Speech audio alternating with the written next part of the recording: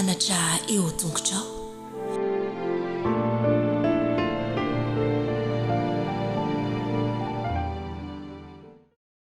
Andeha isika nomboka ny fotoana amin'ny salamo.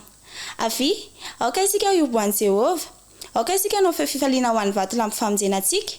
Aoka keo anatrehany amin'ny fiderana isika. Aoka no fifaliana ho azy amin'ny fihirana isika. Fa Andriamanitra lehibe Jehova ary mpanjaka lehibe ambony Andriamanitra rehetra izy. Hoentsika nomboana ny fotoana ary dia andeha ho ataontsika ny hira fa 7:300 ataontsika hira fiderana. Fa 7:300 misaotra anao iray.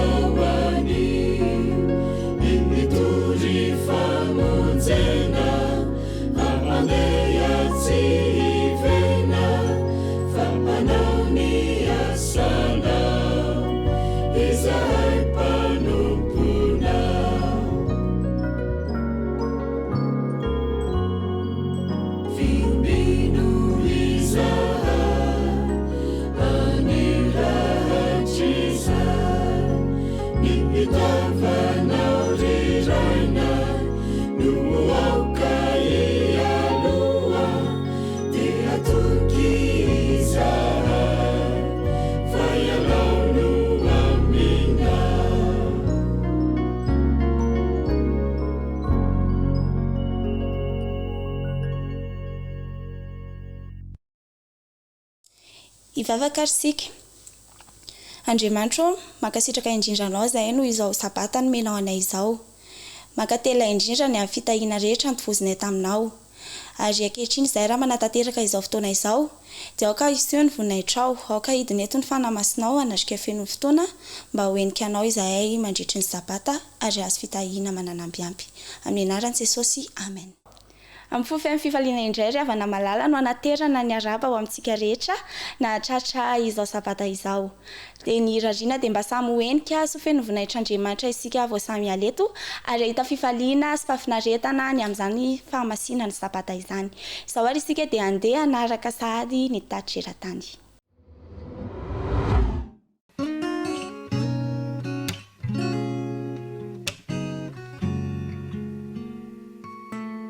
Nifindra tany ambanivohitra izay izy ny fianakaviana rehefa mipetraka tany amin'ny tanan-dehibe tany Korea Atsimo. Nafalindreny tokoa ilay hoe nifindra izy ireo, tena valy ny vavaka nataoko mihitsy izao nifindrantsika izao izy. Tsy mba izany anefa no tsapan'izay izy satria nampalahelo azy ny tsy maintsy nandahozan'ireo namany. Zava-baovao maro no nianaran'izay hita ny ambanivohitra, namorona zaridaina fambolena anana sy legioma ny reniny ary izy sy ny zandriny lahy no mikarakara sy manondraka ny salady, ny concombre, ny katsaka mba ho azo antoka fa ampirano tsara izy ireo. Esory ny ahidratsy mba hanana toerana malalaka ny riana tsara ny legioma. Tsy fantany hoe ahoana fa afaka fotoana kely dia rakotra concombre maitso sy ngeza ny zaridaina, salady tsara, dofodofotra sy malefaka ary katsaka mavo manopy volombolamena. Tian'isehiny mihinana ireo legioma vaovao avy notazana. Nilaza ny reny hoe mety ho tian'ireo mpiara-monina amin'izy ireo koa zao zany legioma vaovao zany.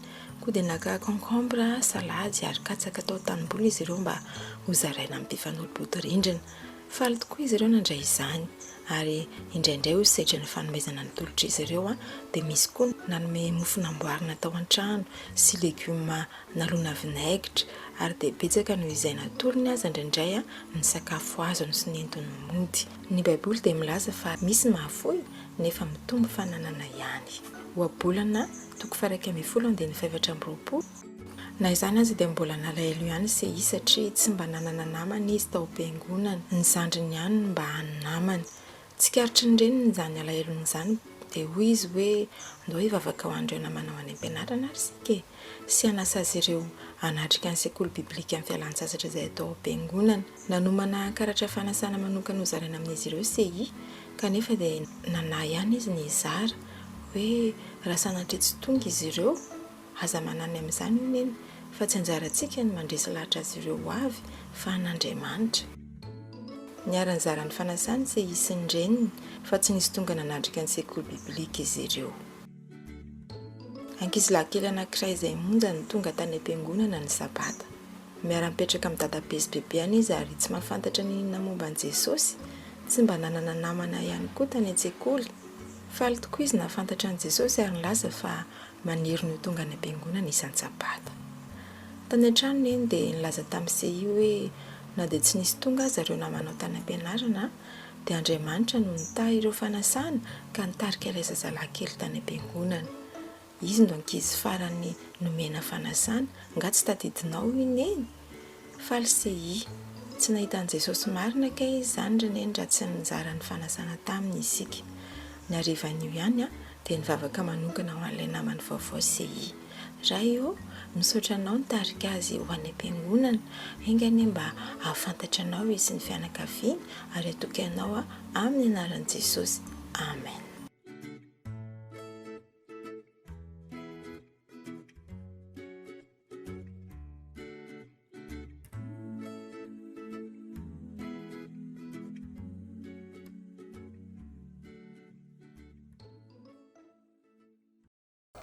Eny ary tonga eo amin'ny famitinana ny lesona indray isika izao ka iaino ny famitina ndesina ny zaza minono ka hatramin'ny zatovo isika. Saingy melohan'izay dia andeha aloha ho ataontsika ilay iza hoe mitenena.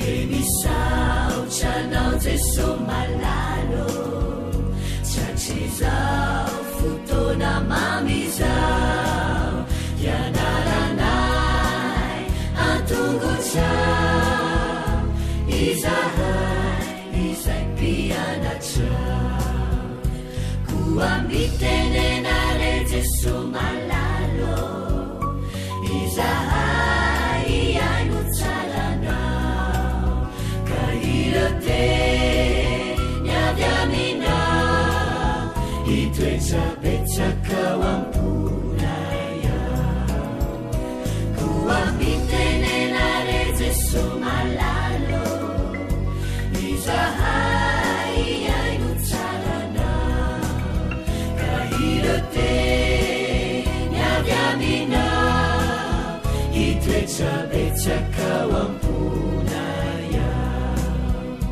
Irote nyadamina Itwezabetsaka wampunaya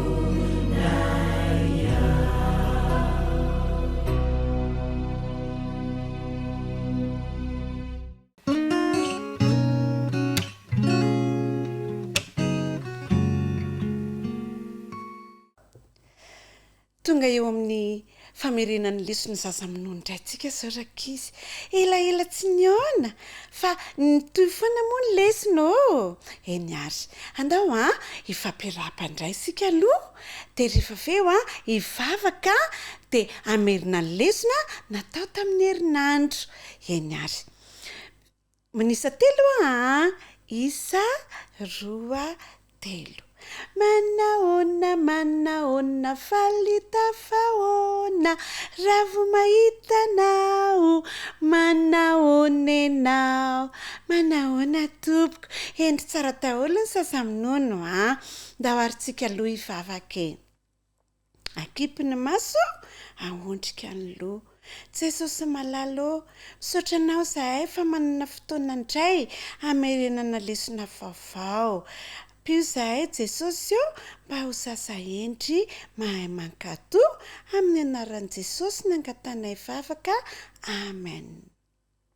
Eny ary efa tafapetraka tsara ny zazakely sasaminony rehetrarehetra, ry famonjena, ry oaraina, ry elisia, efa mahazo toerana ny ankizy kely sasaminona rehetrarehetra. Lesona fahafiry moa tsika zao? Lesona fahatelo, efa lesona farany amin'ny 3 volana andraingy tsika zao e. Ahoana moa lohatenin'ny lesona rakizy? Miara-mamerina ary isa 2.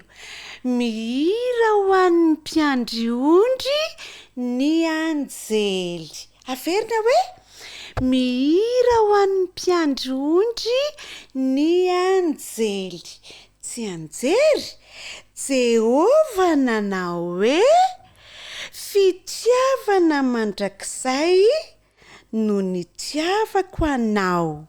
Averina Jehova nanao hoe fitiavana mandrakizay no nitiavako anao. Lesitsika amin'ity volanyity rakizy te momba naterahany Jesosy. Momba nina hoe ny naterahany Jesosy. Ariva ny andro. Io le mpiandrondry kely fanatory eo ambony bozaka maitso tsara tarebe.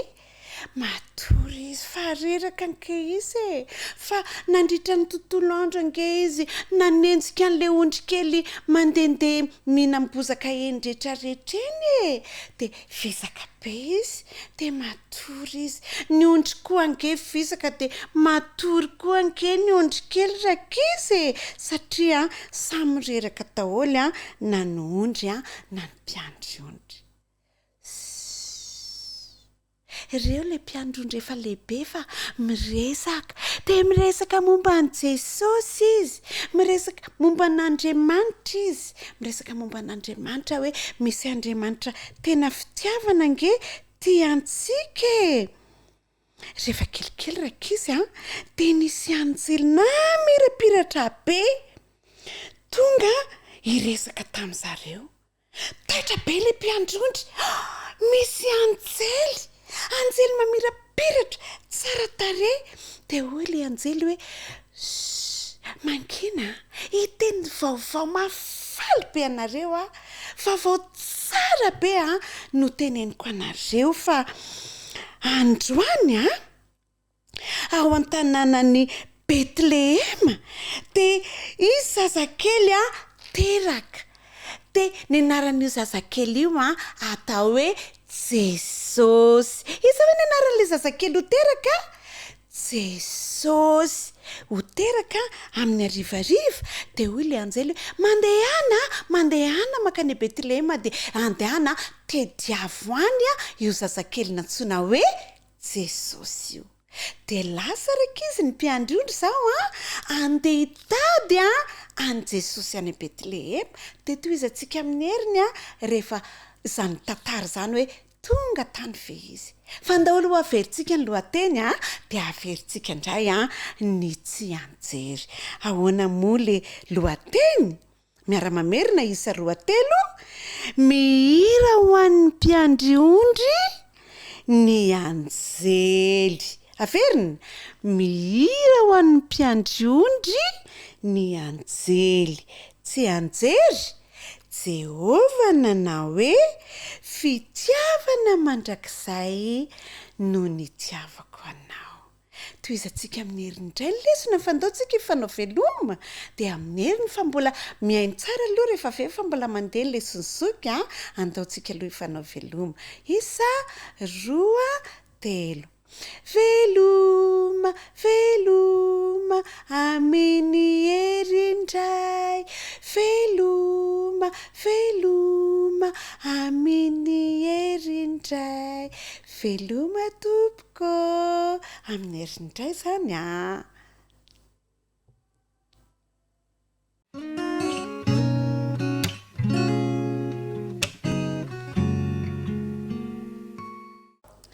Faly miarabantsika rehetra indray zazaboto tonga hianatra ny tantara amin'izao sabata izao fa andao aloha sika hisarotra an'Andriamanitra no tahiny sika nandritry ny enemana nomeny fitahiana koa sika dia afaka mitsahatra miaraka aminy amin'ny sabata akambany daholo indray ary ny tanany ahontrika ny loha dia akipy maso fa hiara hivavaka sika. Andriamanitra rainay misaotra anao manokana indray izay fa nomenao anjara fitahiana mba hitsahatra miaraka aminao amin'ity sabata ity. Omeo fahindrena ny ankizy, ny zazabodo, ny zazamonono dia ho pakatoa amin'ny anaran'i Jesosy. Amen. Ilay fanomezana tsara indrindra, izay ny lohatenin'ny lesona ny anarantsika tamin'ny herinandro. Mino afa mahay tsara daholo sika rehetrarehetra ao amin'ny lioka toko 2:1-20 misy tsy anjery mora kely mahay daholo nareo. Tonga dia miara-manisa telo ary sika. 1, 2, 3 fampamonjy ny teraka anio. Bravo! Mahay daholo. Taminareo mbola voakely taminareo teraka dia faly be mihitsy ny dada sy neny fa nahazo zazakely mahafatifaty dia nisafosafony ny lohanareo dia safosafony ny tarehinareo dia niraisy ny dada sy neny le tanana kely iny mahafatifaty kely iny dia faly be ny dada sy neny fa nahazo zazakely. Josefa sy Maria koa rakizy faly be ohatran'izany fa nahazo zazakely vaovao. I Jesosy no anarany. Tena zaza manokana nge Jesosy tena zaza manokana mihitsy ty zanakitsika ty hoy Maria. Faly be izy fa nomen'Andriamanitra azy ireo mba ho fianakaviany Jesosy. Dada sy neny koa nge faly be taminareo vao teraka ho ahy satria nahazo fianakaviana izy dia nomeny anareo. Dia nisy mpamangy reto izy tao an-tranomby izy niteraka dia nisy mpamangy. Ny mpiandrondry tonga namangy azy ireo dia nitantarain'ny mpiandrondry hoe zay nge niresaka taminay nge ny anjely nihiry izy teny amin'ny lanitra teny be dia be ry zareo dia nilaza hoe ho teraka anio alina hono ny mpamonjy dia naka aty izay satria tia hitan'i Jesosy kely. Gaga be Maria, anjely hoy izy. Nisy anjely nilaza taminay. Tena zaza manokana mihitsy ity zanakitsika ity hoy izy Maria mahajeny Josefa. Dia nanome fanomezana tsara be ho an'i Jesosy ireto mpiandrondry reto. Tsy te hiala tao amin'ny trano finanan'ny omby tao nge reto mpiandrondry reto fa te hijanona teo amin'i Jesosy foana. Faly be mihitsy ny zareo. Nafinaritra ny fiarahan'ny zareo tamin'izay. Nahita an'i Jesosy, mpamonjy antsika Jesosy hoy izy ireo, mpamonjy an'izao tontolo izao. Teraka Jesosy hamonjy an'izao tontolo izao. Faly be mihitsy ny mpiandrondry. Rehefa lasa ry zareo dia tateoriana dia nifindra trano i Maria sy Josefa tao Betlehema ihany io dia tsy nijanona tao amin'le finanan'ny omby sakafo tsony ry zareo fa nifindra trano. Dia nisy olona namangy indray reto izy vahiny avy any alavitra be any ny magy. Ahoana koa ary nafantaran'ny magy hoe teraka Jesosy kely. Nisy anjely koa niteny tamin'izy ireo dia nisy kintana iray manokana mihitsy hafa kely teny amin'ny lanitra teny nitarika ny magy ho an'ny Betlehema ho tonga eo amin'ny trano izay nipetrahan'i Jesosy tamin'izy teraka. Dia tonga tao amin'ny Josefa sy Maria koa ny magy. Faly be koa nge zareo ahita ny mpamonjy sika Jesosy zazakely. Jesosy no anarany. Dia nandondona tao an-trano Josefa sy Maria izy dia nampandrosoany Josefa izy dia niankoka ny saotran'i Jesosy izy rakizy. Faly be mihitsy ny magy. Nanolotra fanomezana akory zareo. Fanomezana sarobidy no natolotra ho an'i Jesosy. Dia niaiky ny Maria sy Josefa, ny mpiandrondry, ny magy fa tena zanak'Andriamanitra koa nge Jesosy. Tonga hamonjy antsika izy. ianareo koa ngeraka izy zaza manokana zaza manokana koa sika avy any amin'i jesosy a nomeny ny dada sy neny andriamanitra de tiatsika ka zao i jesosy a no natolo ny amonjy atsika satria mpanota avokoa nge sika rehetrarehetra zany mpanota izany a tsy mendrika ho any an-danitra zany fa noho jesosy tonga teto tany de ampiny sika rehetra de afaka ho tonga any an-danitra antonga isika isotra anazy a no zany fitahiana lehibe zany de akambana indray ny tanana de aondrika ny loha akipy maso fa hiara ivavaka sika Andriamanitra misaotra anao zahay fa nomena ho an'i Jesosy a mba ho tonga hamonjy an'izao tontolo izao ho mpamonjy anay de misaotra anao koa zahay fa fantatra fa mbola ho avy indray izy a handray anay a ho any aminy de ara-ipetraka aminy da io dada sy neny a miaraka amin'ny zoky zandry miaraka aminay zazaboto mba ho vonona hitsenan'i Jesosy a rehefa ho avy tsy ho ela izy amin'ny anaranao no angatanay vavaka Jesosy io amen. Ny farana ny tantarantsika androany a fa mbola misy toy indray io amin'ny heriny de ianary tsara daholo ny lesona veloma daholo ary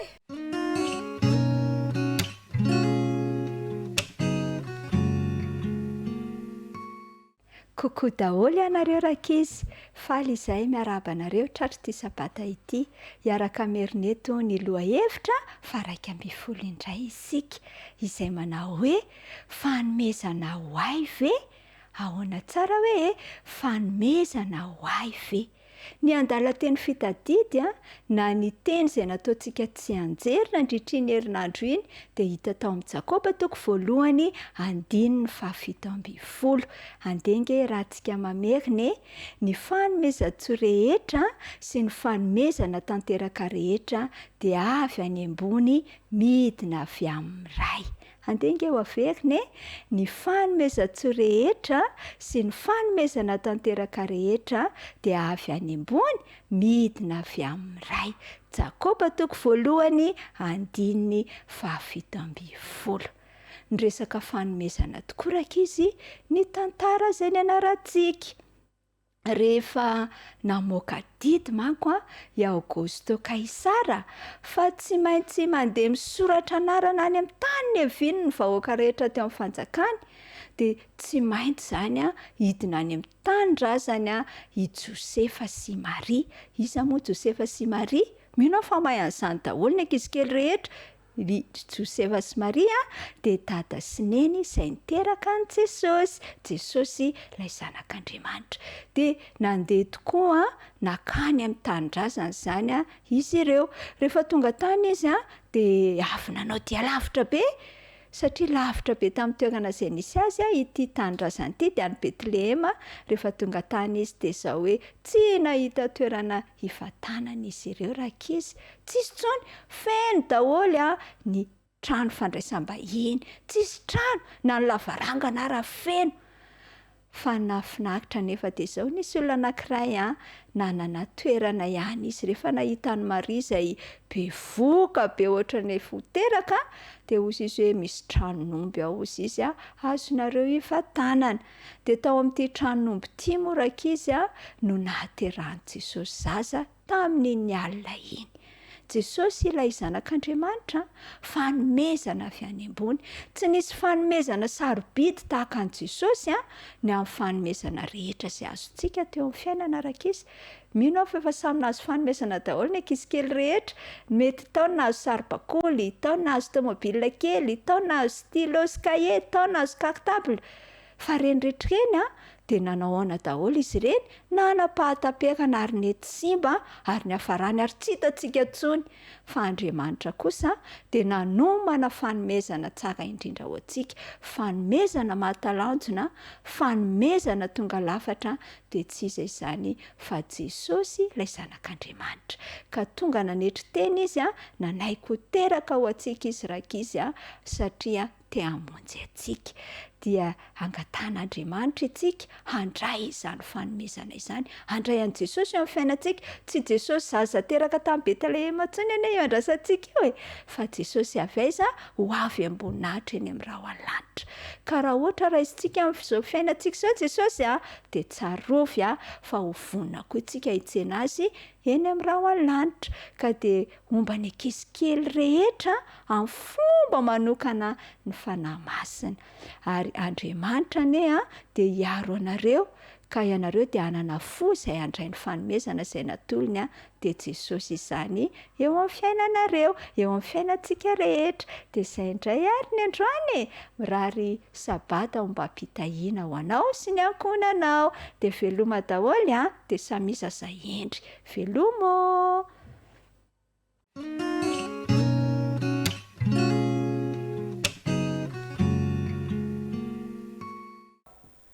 Miarabantsika tanora zandry indray ary araka eto indray tsika ao anatin'ny fotoana fohy hamerina ny lohahevitra na ny lesona izay nianarantsika nandritry ny herinandro. Lesona fahafiry koa isika, lesona faha 1/20. Andeha ho averintsika ary ny lohateny sy ny jenjery. Andriamanitra eo amintsika no lohateny, Andriamanitra eo amintsika. Jenjery, fa mpamonjy niteraka ho anareo anio ao an-tanànan Davida de Kristy tompo. Lioka 2:2 faha 1/20. Lioka 2:2 faha 1/20. Inona indray ary ny zava-dehibe izay nianarantsika nandritra ny herinandro iny. Tao anatin'ny herinandro isika dia nampahafantarana ny lesonantsika ny tena antony nahatongavan'i Jesosy tetỳ an-tany. Marina hoe ny antony voalohany dia hamonjy atsika ho afaka amin'ny fandringanana mandrakizay, hamonjy atsika amin'ny fahafatesana mandrakizay. Izay le hoe fa toy izao ny tiavan'Andriamanitra izao tontolo izao, nomeny ny zanalahy tokana mba tsy ho very izay rehetra mino azy, mba tsy ho very isika. Dia tonga tetỳ an-tany Jesosy natao ho zazakely, ho olombelona mba hamonjy atsika. Fa tao anatin'ny lohahevitra isika dia nianatra ihany koa fa ny antony tena nahatongavan'i Jesosy tetỳ an-tany ihany koa dia ny aneho ny toetra n'ilay raintsika, dia ny toetra n'Andriamanitra izany. Nasehoany fa Andriamanitra dia fitiavana ary nahafoy ny tsara indrindra sy izay tiany indrindra izy mba ho atsika satria tiany ihany koa isika. Tao anatin'izay herinandro izay dia hitantsika fa nampahitana n'ireo magy ny famantarana voalohany. Izareo no nasaina voalohany indrindra. Tsy mba hoe ny mpanjaka na ny mpanan-karena na ny hoe ny olona ambony teo amin'ny fanjakana no nampahafantarana izany voalohany, fa izay olona tsotra indrindra sy olona tia mandray ny tenin'Andriamanitra, mandray an'izany amin'ny fo tsotra. Dia ireo mpiandry-ondry izany. Ireo mpiandry-ondry ireo indray no nizara tamin'ny hafa, kanefa nahagaga dia tsisy akony teo amin'ny fiainan'izy ireo izany, tsy nahataitra n'izy ireo izany, tsy tahaka an'izay nataony reto magy reto hoe andeha izany famonjena lehibe dia ilay zaza teraka izany. Manahoana ny fandraisantsika ny famonjena? Tiantsika Andriamanitra dia natolo ny zanany. Ahoana ny fomba fandraisantsika azy? Mampiraika antsika ve izany tanora namako sa ohatra ny olona rehetra hoe teraka Jesosy tonga ho antsika izy dia ndao hanao fety zany ve? Inona ny fahatsapanao? Ahoana ny fomba niraisanao? Ahoana ny fomba fiainanao? Izany hoe tianao Andriamanitra dia nanolotra ny zanan'ilay tokana izy ho avitra ao antsika, ary Jesosy tonga tetỳ hamonjy atsika, ary indrindra ihany koa ampiseho ny fitiavan'Andriamanitra antsika, ampiseho ny toetra n'Andriamanitra ihany koa. Iny lohahevitra iny izany tanora namako dia nanampy antsika ahafantatra fa Jesosy nahatongavan'i Jesosy dia hanampy antsika ahafantatra ny tena toetra n'Andriamanitra, ary ihany koa hoe ahafahantsika mahafantatra ihany koa fa Jesosy teo amintsika dia mahafantatra ny manjoa antsika. nidina olombelona izy dia izay zavatra manjoantsika dia tahaka ny avokoa. Raha marary ianao efa tahakan'izany, mandalo fahoriana ianao efa hitan'izany, mandalo fisedrana ianao efa tsapan'izany. Teaneo an'izany amintsika ihany koa ny nahatongavany. Fanapahan-kevitra ho raisintsika izany dia inona indray? Samy manana isika. Fa ndeha isika hanapa-kevitra handray izany amin'ny fo dia hitondra fanapahan-kevitra hoe andeha iza, andeha ho raisina izany. Asa dino ary fa manampy antsika ahatakatra ny toetran'Andriamanitra izay fitiavana ny nahatongavan'i Jesosy teto an-tany. Izay indray ary ny tamin'iny momba n'iny loha hevitra iny dia mirary soa antsika tsirairay avy. Mandram-piona indray ary eo.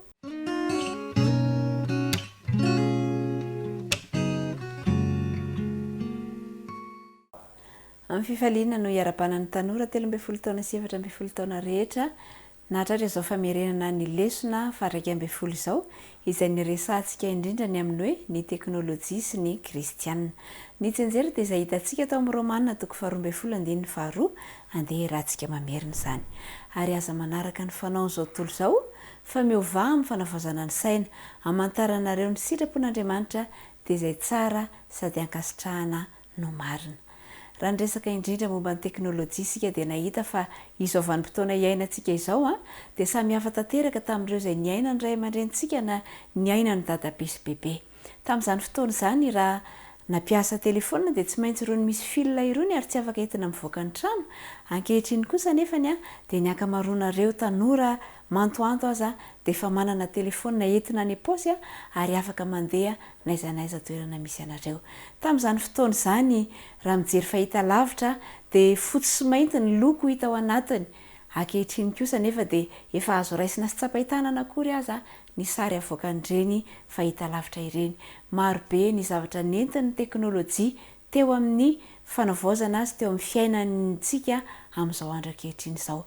Ny fanontaniana dia ny hoe ahoana no tokony fiainantsika kristiana eo anatrehandray ny fandrosan'ny teknôlôjia ireny. Toy ny ahoana anaraka ireny ve isika sy ny firoborobon'ireny zavatra ireny. Amin'ny ankapobeny ny zavatra iray dia misy lafy tsara misy lafy ratsy ny mandrakariva.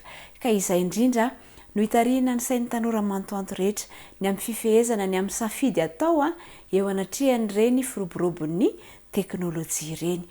Maro ihany tokoa mantsy ny zavatra entin'izy ireny anisan'ireny manindry bokotra kely anankiray fotsiny ianao dia efa mivoaka daholo ny zavatra rehetra. Raha taloha tsy maintsy namadika boky be dia be ianao vao mahita zavatra iray.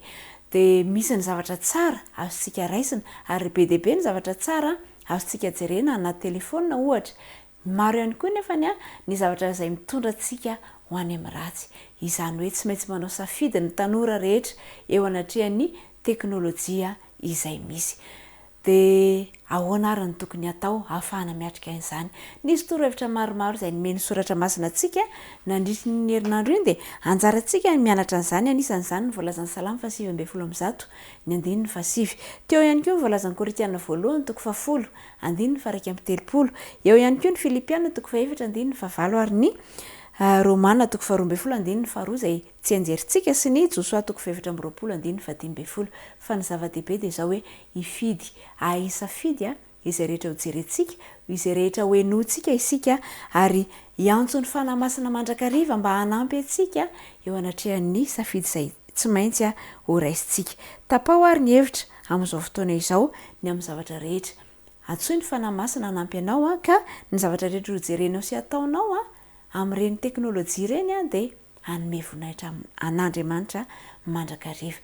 Dia maniry indrindra hoe ny tanora mantoanto dia tsy ho lavo ny zavatra ratsy entin'ireny fa kosa ny zavatra tsara izay entin'ireny zavatra ireny no hiroborobo ao anatin'ny tanora mantoanto rehetra. Ka ny fiainany manontolo dia hanome voninahitra an'Andriamanitra amin'ny atao rehetra. Dia mirary soa ny tanora mantoanto ary ho amin'ny fiarah-mianatra manaraka indray. Veloma tompoko.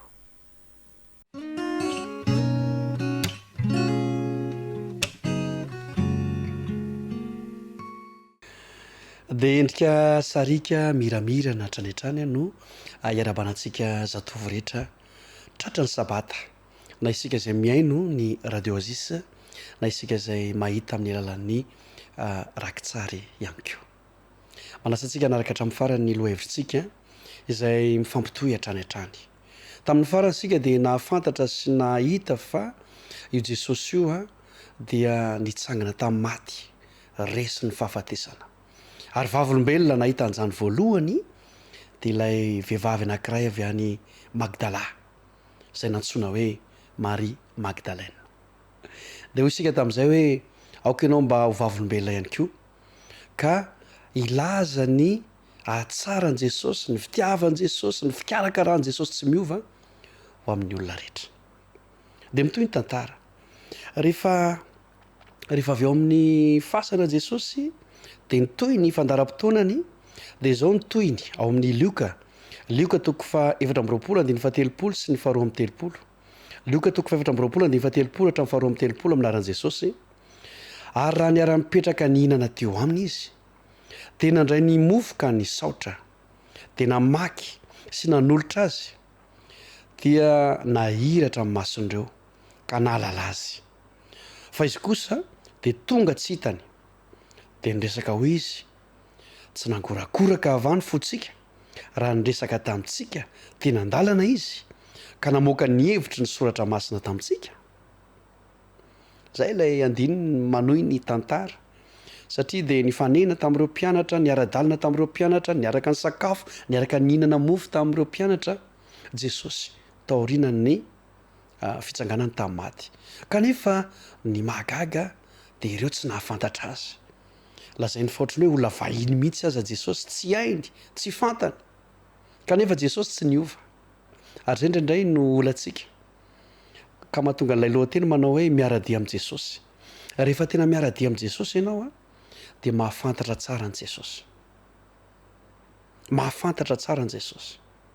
fa reto mpianatra reto teto a dia tsy nahafantatra an' jesosy fantany ihany hoe tena hafa mihitsy ny fanazavana ny tenin'andriamanitra rehefa miresaka izy dia tena mampahery fa rehefa teo ampisakafoana ny hinana mofo dia fantany hoe ay ve ay jesosy ity kanefa tamin'izay fotoan'izay dia nanjavana tsy hitandray jesosy zay moa zany ilay tantara eto fa inona re zay ny zava-dehibe inona re no lesona ho tsoahantsika indray amin'ity hoe miaradia amin'i jesosy ity ahoana ny hahafantarany se fa ise dia miaradia amin'i jesosy afaka resahany zany hoe miaradia amin'i jesosy ay za nge mandeha mivavaka e fa moa hoe tena miaradia amin'i jesosy isika zao ny zavatra misy reto mpianatra reto a tena ngorakoraka ny fony rehefa niresaka ny momba ny tenin'andriamanitra jesosy ka nanazava ny mahakasika ny voalaza amin'ny baiboly fa ny tena mipetraka voalohany indrindra isika ave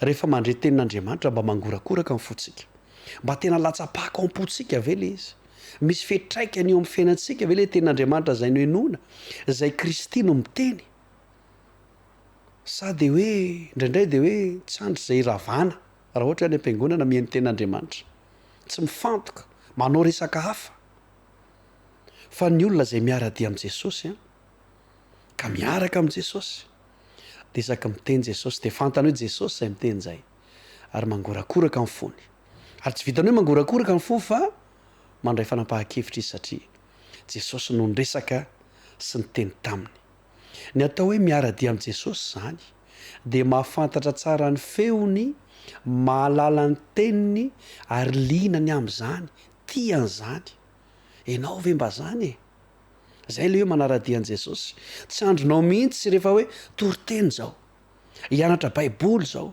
hianatra ny ten'andriamanitra zao tsy andronao zany tianao zany ankafizinao zany rehefa hanananao zany toetra zany dia mpiaradia amin'i jesosy ianao zay fa raha izany zavatra zany ny mahakamo anao somary ataonao ambokambony dia malaelo milaza amintsika fa tsy ao anatin'ilay hoe miaradia amin'i jesosy isika kanefa rehefa tsy miaradia amin'i jesosy ianao ety dia sarotra be ny arahanao mandeha sy miara-monina amin'i jesosy rehefa ary tsy lojika izany fa ny fiarahanao amin'i jesosy ety ihany a no mitarika ilay fiarahana lehibe miaraka amin'i jesosy any an-danitra misy amintsika dia mieritreritra hoe tonga dia any an-danitra e fa ety ny fanomboana azy ety an-tany tahaka ny any an-danitra ety dia efa miaradia amin'i jesosy isika amin'ny alalany fitiavana ny teniny sy ny fankafizana ny teniny ary mangorakoraka ny fo rehefa maheno toriteny mangina tsara miaino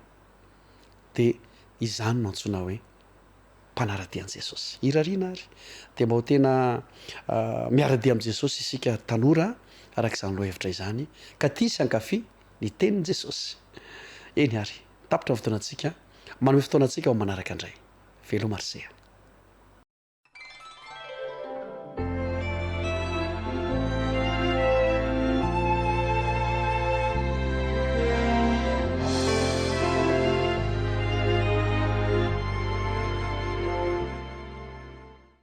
eny ary aloha ny anarahantsika indray ny famitianandesony tanora zokiny sy ny lehibe de andesika iaino hira fiderana anankiray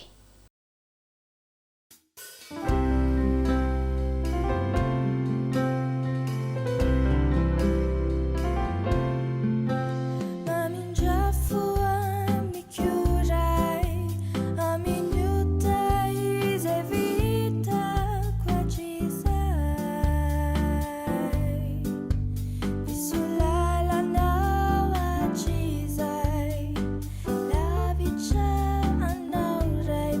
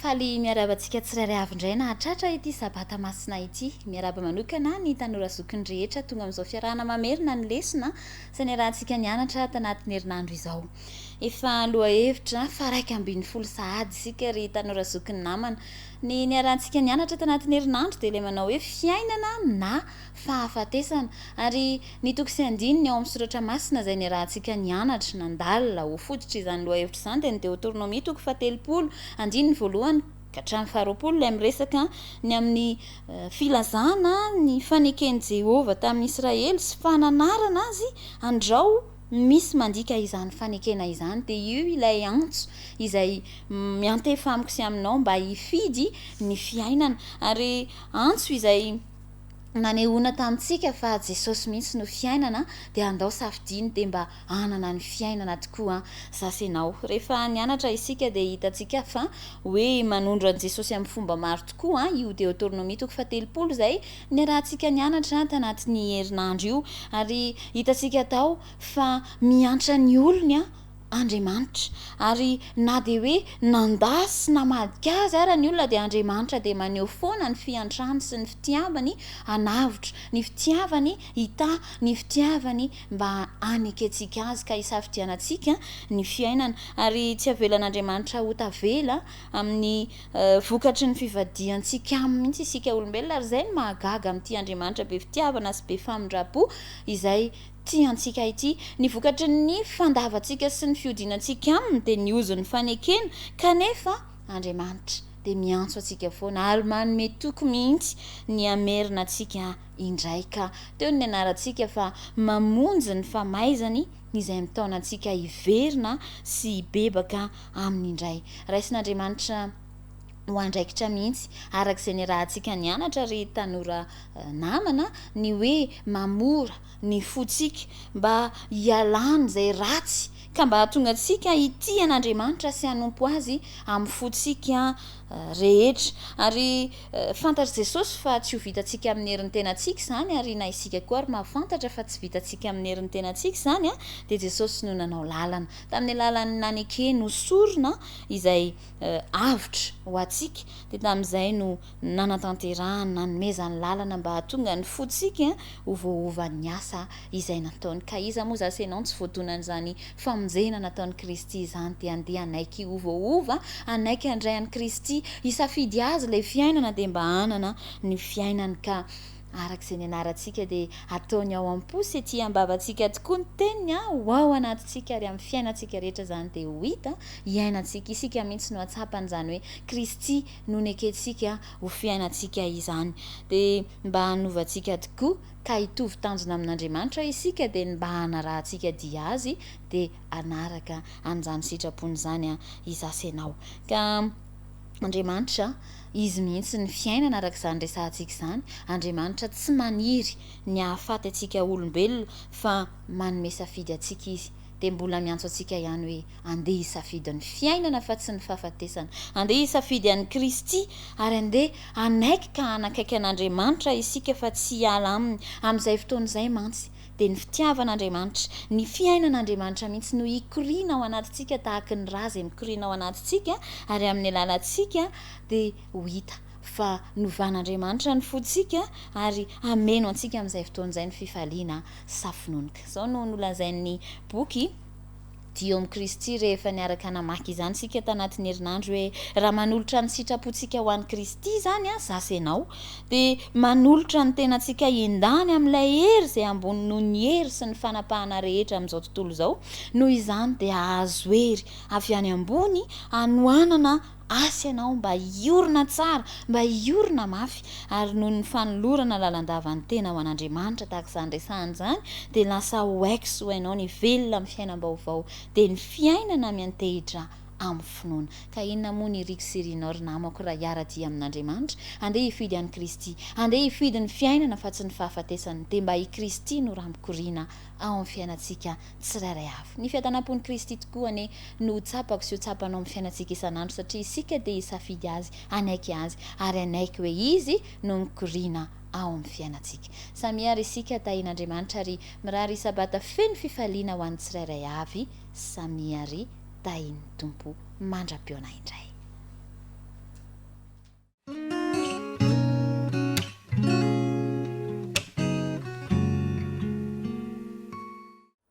malolotra araba sady mirary soa anao ndray zahay tonga soa atao anatin'ny fandarantsika ny tompony anome ny ilaina rehetra ka azotsika mitahiry zay ambaran'ny teniny amintsika ny herinandro faraka ambin'ny folo no ndeha anaovantsika jeritodika indray anio zay nomena ny lohateny hoe ny deutéronomie sy ireo boky faraparany ao amin'ny baiboly herinandro faraka ambin'ny folo zay ny fidianana ny deutéronomie toko 7:17 ho andininy fitadidy kanefa ny razanao no niraiketan'ny fitiavan'i Jehova ka ny fidy anareo zanany manimby azy izy mihoatra noho ny firenena rehetra tahaka ny amin'izao anio izao meloha ny irisontsika amin'ny dindinika ary dia fifaliana hatrany ho anay ny manasanao hiaraka hivavaka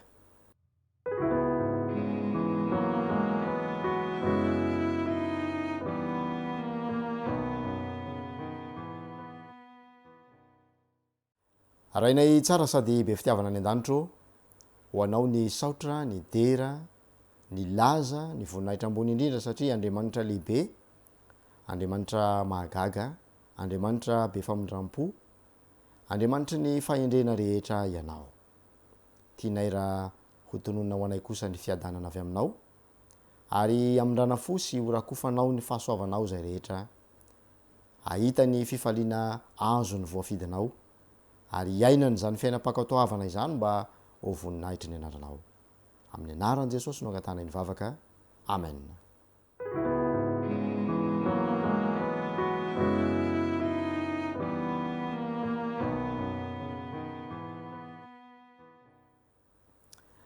Hitantsika teto tamin'ity herinandro ity fa ireo mpanoratra faramparany ao amin'ny testamenta taloha dia saika nanovo hery nanatsoaka lesona tao amin'ny bokyny deutéronomie avokoa isan'izany ny mpanjaka Josia rehefa novakina taminy ny bokyny lalàna zay no amarintsika tato anatin'ny fiara-mianatra fa ny bokyny deutéronomie no tondroin'izany dia nanao fanavaozana lehibe teo amin'ny firenena izy teo amin'ny fivavahana ka nampody indray ny vahoakan'ny Joda ho amin'Andriamanitra amin'ny fivavahana sy fiankofana amin'Andriamanitra ny lanitra ary dia nahitany tombontsoa zany na indraisan'ny fitahiana akoatra n'ireo fanavaozana zay nataony tao anatin'izany firenena izany isan'ny nanana tombontsoa nandray fahalalana avy tamin'izany bokyny deutéronomie zany ihany koa ireo mpaminany ao amin'ny testamenta vaovao testamenta taloha ka isan'izany Jeremia zay niaraka velona tamin'ny Josia mpanjaka zany hoe ny andoha tamin'ny fiandohan'ny fanjakan'ny Josia ny fanompon'ny Jeremia teo amin'ny faminaniana izany ny isan'izany ihany koa ireo mpaminany toandrimika zay azo tarafina mihitsy amin'ireo fanambarana tao amin'ny deutéronomie ny zavatra nosoratany dia ny fiantsoana ny vahoakan'Andriamanitra indray hiverina eo aminy ka hanompo azy hahafo ireo sampy isan-karazany zay ny tompony sy ny vavahany dia andraisan'ny famindram-po sy ny famelan-keloka avy amin'Andriamanitra ka ampidina n'ilay firenena indray eo amin'ny toerana nisy azy isan'izany ihany koa ny mpaminany Daniel zay nandray fitahiana avy tamin'izany bokyny deutéronomie zany ary rehefa jerena ny vavaka nataon'ny Daniel dia mahatsapa zay ambarany deutéronomie izy fa ny antony mahatonga ny firenena ho babo sy andevoziny firenena hafa dia tsy inona fa noho ny fikomina tamin'Andriamanitra sy ny fihodinana tamin'Andriamanitra ihany koa anisan'ny andininy manandanja lehibe ao amin'ny testamenta taloha ny mika toko 9 manomboka eo amin'ny andininy voalohany ka hatramin'ny andininy 9 zay maneho ny afatra ireo mpaminany ny taonjato 9 tahaka ny mpaminany Amosa ihany koa ny mpaminany Hosea zay manomboka amina sary anohatra maneho raharaha-mpitsarana ary miantso ny vahoaka mba hiaino ny feon'i Jehova inona no andrasan'i Jehova amin'ny olony no fitinyny mpaminany zany dia nandefasany antso avo mba mankatoavina eo anivon'ny firenena tamin'ny fanavaozana teraka izany no nikelezan'ny mpanjaka aina hanafoanana ny sisa tavela rehetra tamin'ny fanompo-tsampy fa efa nanaraka ela be ny fomba ny firenena manodidina mantsy ny ponina teo amin'ny tany ka nyakohoka tamin'ny tsangakazo sy ny tsangam-bato ka atao tsy ho azon'olombelona foana intsony ny sorotra rehetra navelan'ny fanompo-tsampy teo amin'ny fiainan'izy ireo nanapa-kevitranana faharetana tamin'ny fanandramana hanadio ny fanjakany nefa ny mpanjaka josia rehefa mamaky ny tantarany isika ary noho ny famondrapon'andriamanitra noho ny falehibiazany zany hoe faharipony amin'ny vahoakan'izany dia no raisiny indray ity firenena ity ary nahita ny tombontsoa azon'izany hoe mankatò an'andriamanitra izany izy ireo ry mpiara-mianatra namana amin'izao taonjato faraky am'roapolo avelomantsika izao miantso atsika ihany koa ny soratra masina amin'ny alalan'ny boky ny deotoronomia sy ireo boky hafa zay mifameno hevitra aminy mba hiala amin'ny ratsy ka hiverina indray amin'ny fanompona n'andriamanitra velona hitondra tombontsoa hitondra fitahina ho an'ny fiainantsika izany ary atonga antsika tsiraray avy anana fifandraisana mamy ahitam-bokatra eo amin'andriamanitra manasa antsika tsiraray avy tsy ho diso anjara amin'izany rehetra izany rehefa fitinina ny fiaramianatra andritra ny herinandro a rehefa miresaka hoe boky ny lalàna ny soratra masina dia tsy azo sarana amin'izay a ny bokyny deotoronomia ary ao anatin'izany bokyny deotoronomia zany a dia misy zavatra misongadana manao hoe rehefa mankatò sy manaraka n'izay lazain'i Jehova ny vahoakany dia tojo fitahina sy fahombiazana ny fiainan'izy ireo rehefa miodina miala amin'andriamanitra kosa izy ireo dia voatolotra eo ami'mpambabo azy mandalo fahoriana mandalo fahasairanana ihany koa toraka izany ihany koa ny fiainantsika ny fiankinantsika amin'andriamanitra ny fankatoavantsika azy de mitondra tombontsoa antsika ary manome antsika mazava izay tiana ho atongavan'andriamanitra eo amin'ny famonjena antsika tsiraray avy ao amin'ny deotoronomia toko 10:10 dia izao no afatra voalaza tao a nataontsika tsy anjery teto nydran'ny herinandro kanefa nyrazanao no niraketan'ny fitiavan'i Jehova ka ny fifidy anareo zanany mandimby azy izy mihoatra noho ny firenena rehetra tahaka ny amin'izao anio izao mifidy anao mifidy ahy ihany koa Andriamanitra androany tahakany ny tiavany andreo vahoakany tany aloha no mbola hifidianany antsika ihany koa tsy hoe Andriamanitra mizahatavan'olona izy fa Andriamanitra maro-po ary manokatra ny tanany ho an'ny rehetra amin'ny alalan'ny fahasoavany tratra n'izany antso ny fahasoavana izany tsika androany manasa antsika tsy ho very anjara amin'izany tolotra lehibe omeny lanitra ho antsika izany andeha hiaraka hivavaka isika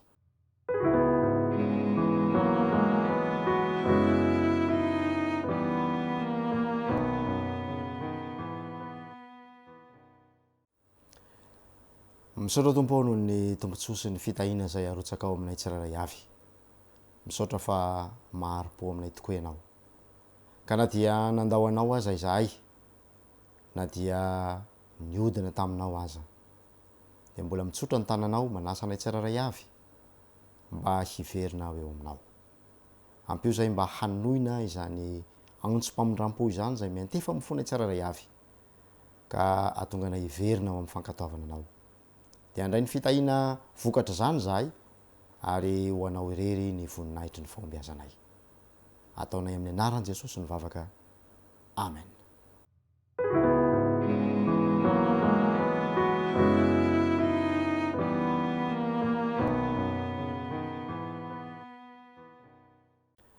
de tonga soa eo amin'ny fotoanany fanatitry ny sekoly sabata indray sika manasa antsika tsiraray avy mba handray anjara amin'izany fitahina lehibe zany fiarah-miasa amin'ny lanitra mantsy zany ary hamonjena fanahy manerana ny vohon'ny tany koa ity fekery ity no etsika manatanteraka izay fanolorana izay a dia isy vavaka rehefa avy eo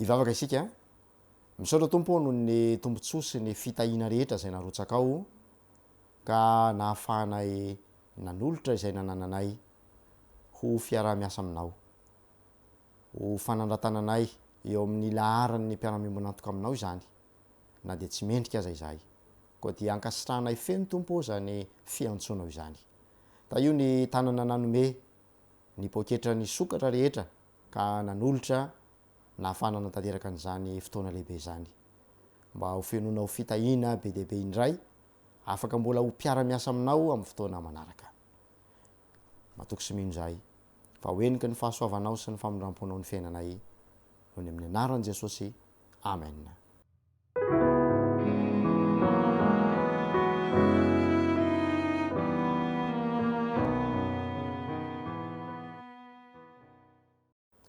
De maneo fankasirahana feno ho anao mpiaino sy mpijery ajaina nanaraka ny fandarantsika ireo mpiara-miasa rehetra zay niaraka nanatotosan'ny fandarana teto dia maneo firarintsoa ary manao kopakopa tanana ho amintsika mianakavy ho samy hitain'Andriamanitra ho amin'ny manaraka inay tompoko velomoa tompoko.